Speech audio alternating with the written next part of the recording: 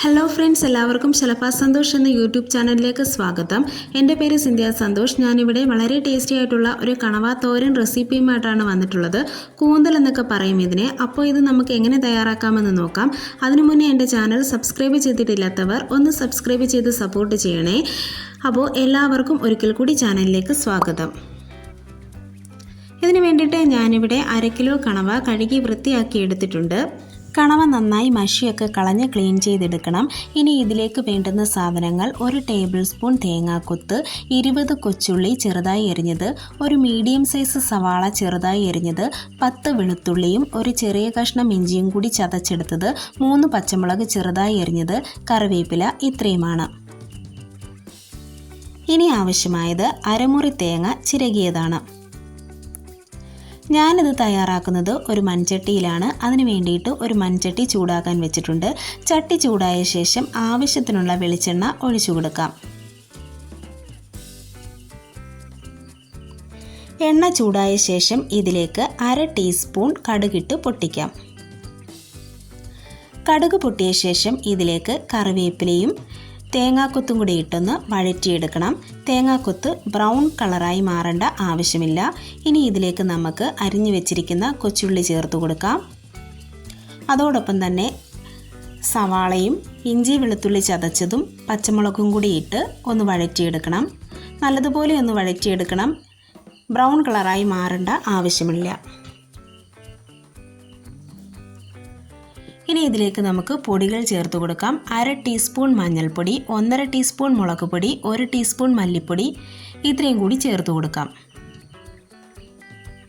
ഈ പൊടികളെല്ലാം നല്ലതുപോലെ എണ്ണയിലൊന്ന് വഴറ്റി മൊരിയിച്ചെടുക്കണം.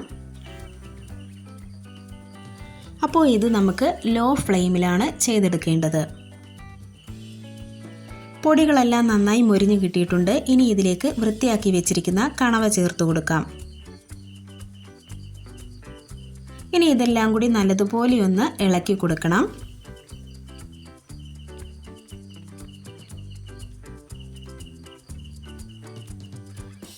ഇതിനി ഒരു മൂടി വെച്ചടച്ച് ഒരു 5 മിനിറ്റ് മീഡിയം ഫ്ലെയിമിൽ ഒന്ന് വേവിച്ചെടുക്കണം. അപ്പോൾ കണവയിൽ നിന്നുള്ള വെള്ളമൊക്കെ ഇറങ്ങി ഇതൊരു 1/4 ഭാഗത്തോളം വെന്ത് കിട്ടിയിട്ടുണ്ട്. ഇനി ഇതിലേക്ക് നമുക്ക് 1/2 കപ്പ് ചൂടുവെള്ളവും കൂടെ ചേർത്ത് കൊടുത്ത് വേവിച്ചെടുക്കാം. ആവശ്യത്തിനുള്ള ഉപ്പ് ചേർത്ത് കൊടുക്കാം.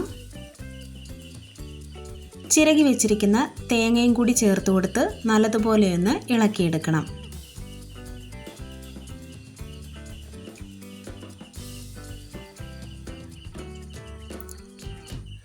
ഇനി നമുക്ക് കറിവേപ്പില ചേർത്ത് കൊടുക്കാം.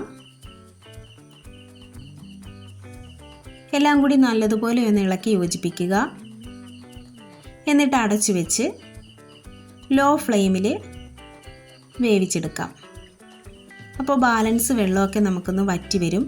ഈ സമയം 1/2 ടീസ്പൂൺ കുരുമുളക് പൊടിയും 1 ടീസ്പൂൺ പെരുംജീരകവും കൂടെ ചേർത്ത് നല്ലതുപോലെ ഒന്ന് ഇളക്കി കൊടുക്കാം. അപ്പോൾ നമ്മുടെ ടേസ്റ്റി ആയിട്ടുള്ള കണവ തോരൻ ഇവിടെ റെഡിയായി വന്നിട്ടുണ്ട്. വളരെ ടേസ്റ്റി ആയിട്ടുള്ള ഒരു കണവ തോരനാണ്. എല്ലാവരും ഒന്ന് ട്രൈ ചെയ്ത് നോക്കുക.